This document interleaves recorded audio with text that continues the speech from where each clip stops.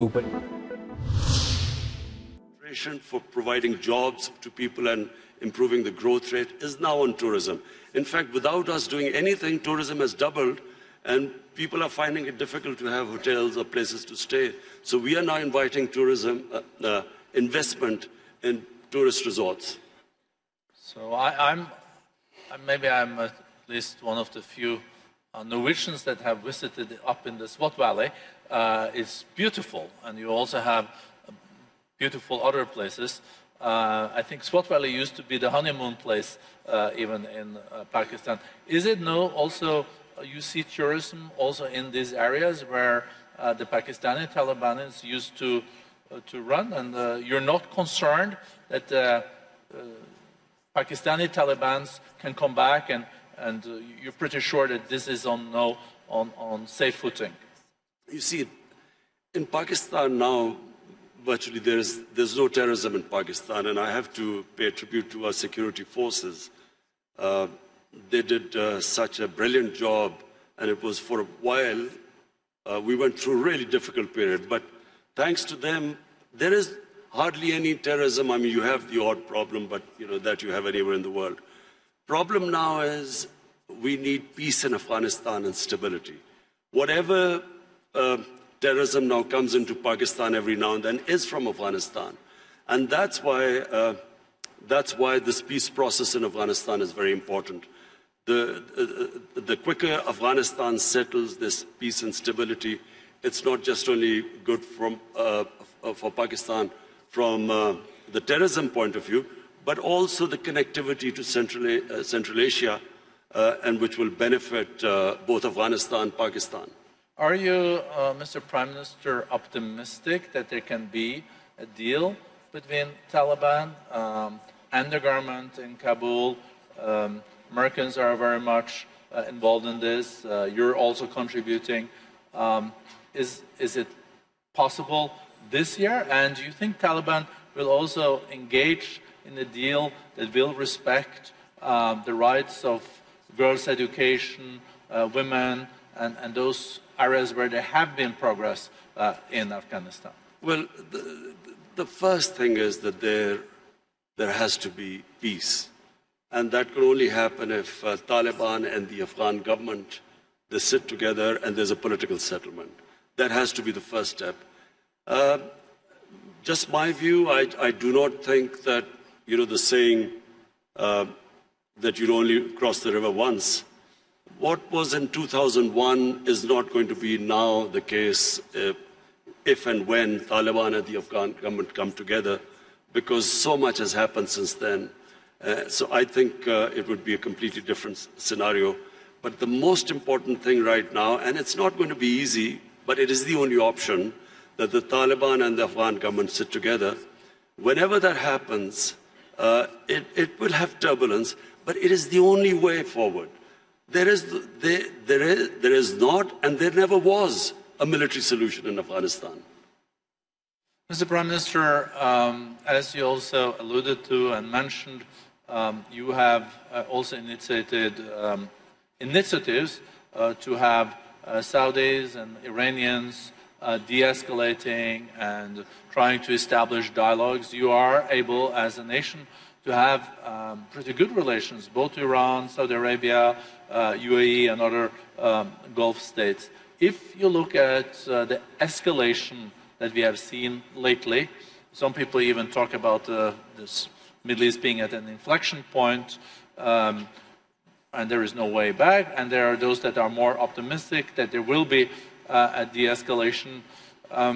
You will continue to contribute in that process, and how do you see that unfolding in the year to come after Americans killed General Soleimani and etc.? Is U.S. deterrence back in the region? Are you short-term, medium-term optimistic on de-escalation, or is this something that really keeps you up at night?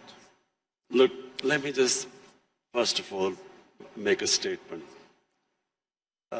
I do not understand why countries go to resolve their differences through military conflicts. Because whenever and this is just in our lifetime we've seen this, the moment you start a military conflict, you don't know where it is going to go. You can start a conflict, you don't know when it will finish. And then it has unintended consequences. So we have seen in front of our eyes Pakistan joining the US war on terror. And I was the one who was objecting to it. I was openly against it, and I thought Pakistan should have stayed neutral. It should not have become partisan. Because Pakistan had nothing to do with 9/11. There were no Pakistanis involved. Al-Qaeda was in Afghanistan. And I remember then President Musharraf telling us, it's only a matter of a few weeks.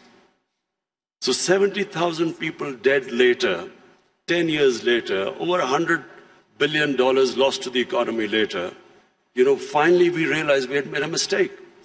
And the US and Afghanistan, 18, 19 years of this war and $1 trillion down the drain. So I do not think this is a way to resolve issues. And the worst thing that could happen is if there's a conflict between Iran and the US and its allies, it'll be a disaster. It'll be a disaster for us, Pakistan, it'll be a disaster. It'll be a disaster for the developing world because the oil prices will shoot up. Already we're trying to barely manage our budgets and our current account situation. Suddenly everything will be offset. It'll cause poverty in the world. And God knows how long it will go on. So, we in Pakistan pray that this does not happen. We have tried our best. We've already talked to Saudi Arabia, Iran, the United States. I spoke to President Trump yesterday, and I told him that this would be a disaster for us if this war starts. Did he agree? He didn't say anything. You can share with us. It stay in this room. No, I'm serious. He didn't say anything. But I think I think he understood, because this would be, in my opinion, it'll be insanity. Because just Afghanistan is still not resolved, and Iran would even be a bigger problem. Mr. Prime Minister, you also underlined, coming back to the more domestic opportunities and challenges in your country, this accelerator that we have agreed on skills and upskilling and reskilling between the World Economic Forum and Pakistan. I think there is a huge potential. I think the youth bulge, the youth of Pakistan is a huge opportunity. How important do you think education is in this context, and how do you look at the national curriculum and the madrasas and the importance of teaching world-class math and sciences? The tragedy of my country, because as I said, I grew up with my country, and in the 60s, Pakistan was the most exciting thing happening in Asia. It was the fastest growing country. We were moving fastest towards industrialization, our universities. I think your GDP was even higher than India's per capita, wasn't it? It's certainly, our industrial production was more than the 4 Asian tigers put together: Indonesia, Malaysia, Thailand, and Philippines.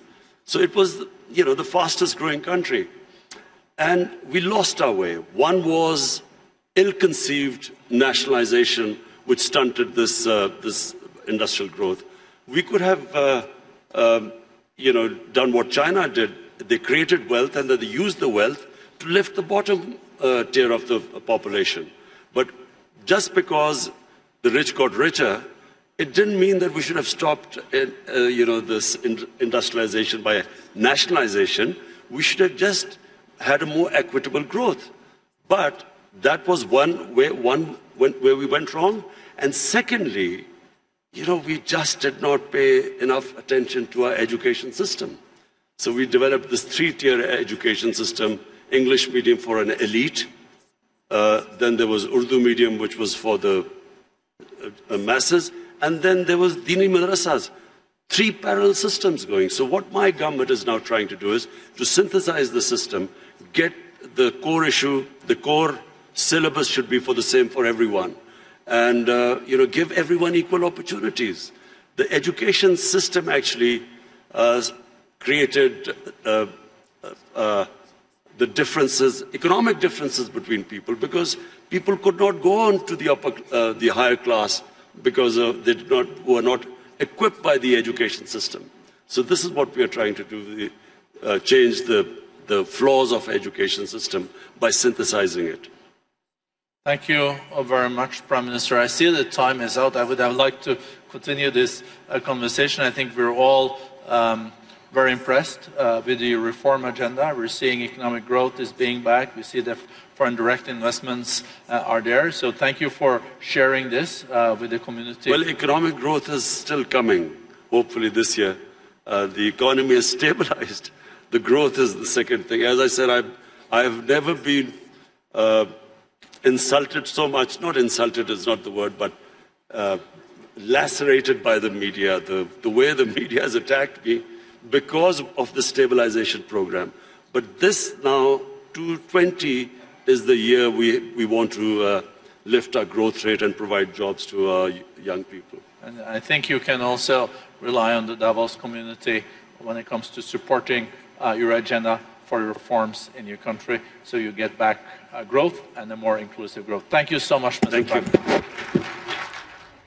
Iran America तनाज़ा पाकिस्तान समेत दुनिया के लिए तबाहकुन हो सकता है। वज़ीर आज़म इमरान खान का ये कहना है 9/11 में कोई पाकिस्तानी मुलव्विस